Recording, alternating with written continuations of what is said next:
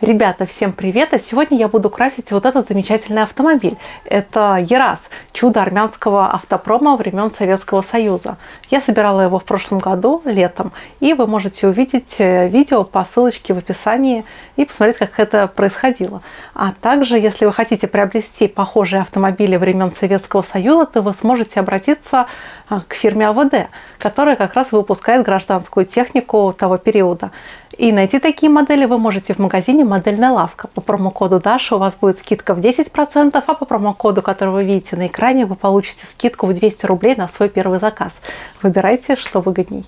И также в этом магазине есть очень много интересных акций. Переходите по ссылочке в описании. Итак, приступаем к рассмотру покраски этого автомобиля. Начала я работу над этим шедевром армянского автопрома по традиции из грунтовки. Это модель от АВД в зеленой серии, а это значит, что модель выполнена из смолы. И чтобы быть полностью уверенной в результатах окраски, я вначале загрунтую модель желтым грунтом от фирмы АМО в баллончике. Серию с обзором и постройкой этой модели вы можете найти у меня на канале или же просто перейти по ссылке в описании.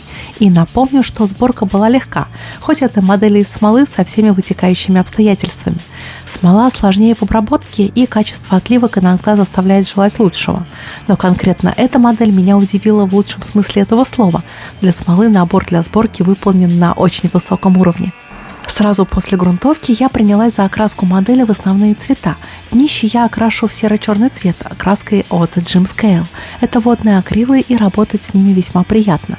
Но пока на данный момент палитра у них скудновата. И думаю, ребята в скором времени это исправят. И радует то, что на рынке появился еще один отечественный производитель красок. Также темной краской я пройдусь по внутренним частям кузова, чтобы таким образом создать дополнительные тени.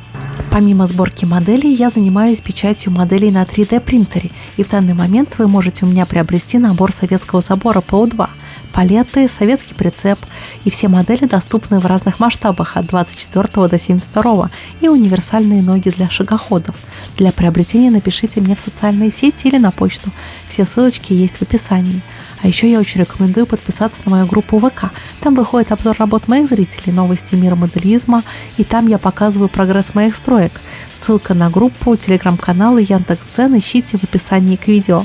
И сделаю немного пришейдинга черно-серой краской. И этот шаг нужен для придания базовой краски более объемного цвета. Настал черед базового цвета ЕРАЗа. Я долго думала, в какой цвет его покрасить. Цветных фотографий прототипов именно этой модели я в сети не нашла, только черно-белые. Красить в белый я его не хотела, тем более, что я недавно собирала белый КамАЗ. Синий неплохо бы смотрелся на этой модели, но я решила сделать ЕРАЗ чуточку мрачноватым, чтобы передавал настроение ранних 90-х годов. И избрала я для своей модели темно-бежевый цвет. Краски я тут использую от Jim Scale, оттенок темный брезент. Стараюсь наносить краску так, чтобы чуточку не закрывать нанесенный пришейдинг. И еще для придания большего объема я добавлю в базовую краску немножко белого цвета и как бы высветляю верхние поверхности и те места, на которые попадает чуть больше света. Оглядываясь почти на полвека назад, понимаешь, что конструкторы ЕРАЗа совместно с научными специалистами разработали автомобиль именно той компоновки, которая вскоре стала практически единственной в этом классе. Характерный пример – малоизвестный, но при этом легендарный американский почтовый фургон Grumman LLV, славящийся своей неубиваемостью, как компоновкой, так и внешним видом, очень похож на ЕРАЗ 3730, а ведь ереванский автомобиль был спроектирован на 12 лет раньше.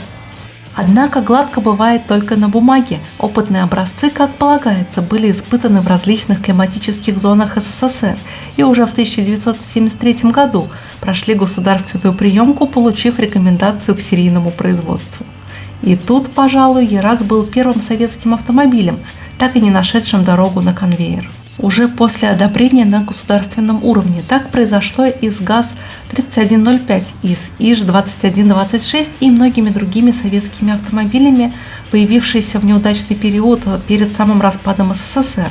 Однако с ЕРАЗом приключилась совсем другая история, которая для благополучно застойных 70-х годов звучит даже несколько неправдоподобно. Теперь чуточку ручной работы, и на этой модели ее будет совсем чуть-чуть. Мне надо окрасить сиденья, отражатели на фарах, петли и дверные ручки. Для кисти я использую краски от ACM.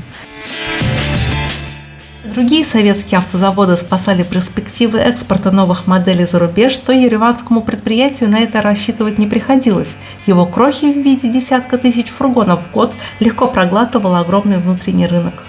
Стремясь хоть как-то заполучить заветный билет на конвейер, на Еразе даже подсуетились и переделали 20 своих автомобилей на электрический ход, а тема электрических автомобилей в СССР стартовала как раз в середине 70-х годов, и ереванские конструкторы стали пионерами новых технологий, опередив по этому показателю даже Волжский завод с его электрическими прототипами.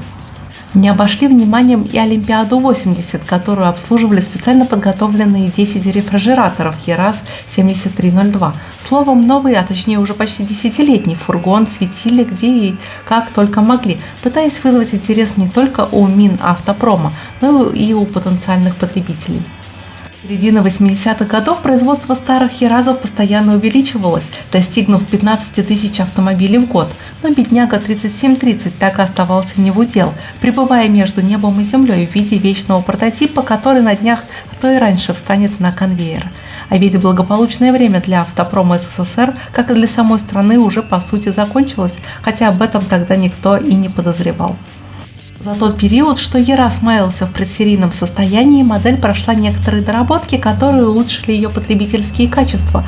Жаль, что потребитель так их никогда и не оценил. Ведь с 1987 года автопрому начали постепенно перекрывать кислород по финансам, а затем проблемы начались у самого советского государства, которое вскоре распалось на несколько независимых стран. Армения оказалась далеко не в лучшем положении, поэтому о запуске новой модели в серийное производство не могло быть и речи. Предприятию нужно было хоть как-то просто выжить, переждав трудное время со старым ЕРАЗом. Тем более, что из-за потерянных связей и оборванных ниточек, как по поставке комплектующих, так и по сбыту товарных автомобилей, ереванское предприятие оказалось на грани краха. Все-таки марка ЕРАЗ у меня ассоциируется совсем не с расцветом советского автопрома, поэтому я хочу сделать модель немножко уставшей, и для придания такого настроения я использую метод нанесения сколов при помощи губки. Тут главное не переборщить.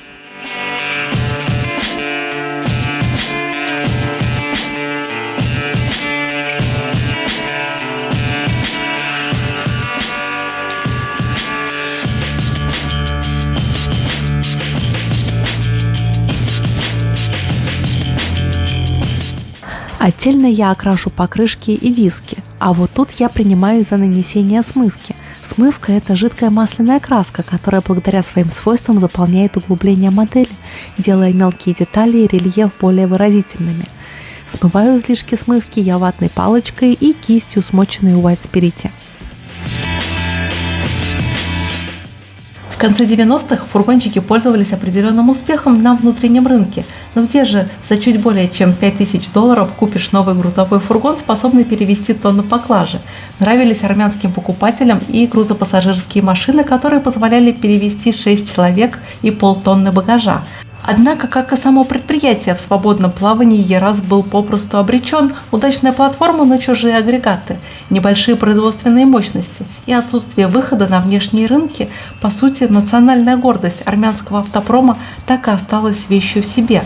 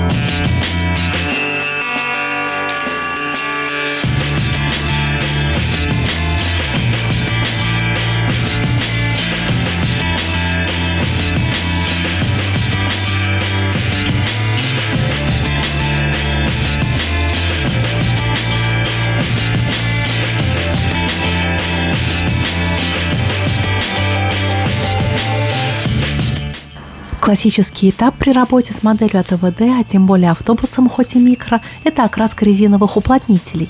У модели АТВД они имеют развитый рельеф, и поэтому окрашивать кистью их довольно легко. И ошибки я исправляю ватной палочкой, смоченной в воде.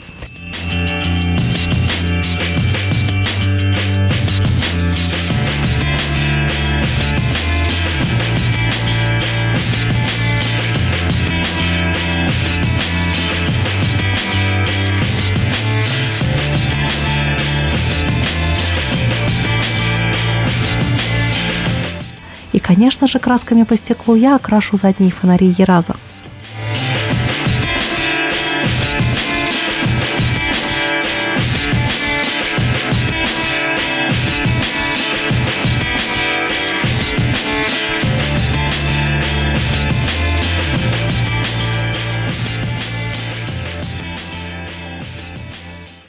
Масляными точками я придам армянскому автомобильчику еще больше шарма забвения.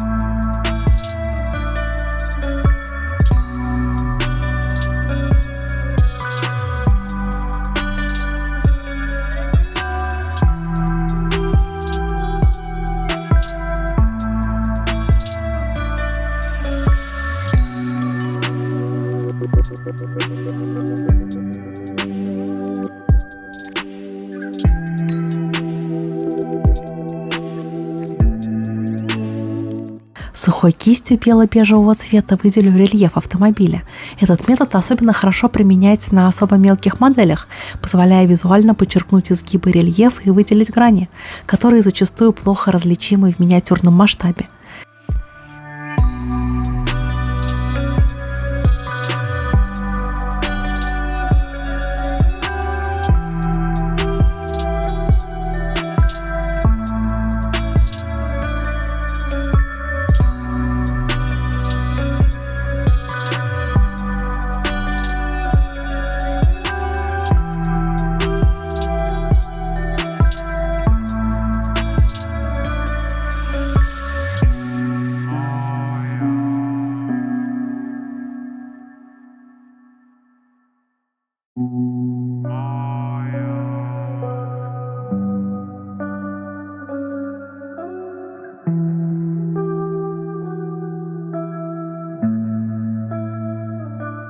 Теперь я приклею номерные знаки Еразу. Угадайте, по какому региону он колесит. Передний номер я ставлю на планку, которую я вырезала из жести. И все, мой Еразик почти готов занять свое место на полке. И вот такой у меня получился Ераз. Мне очень понравилось, хотя, мне кажется, с цветом я немножко наврала. Но это фантазия, и в Армении, мне кажется, может быть любой цвет автомобиля. До новых встреч! Пока-пока. А, кстати, не забывайте подписываться на мои альтернативные социальные сети, такие как Телеграм-канал, мой Дзен и ВК. До новых встреч. Пока-пока.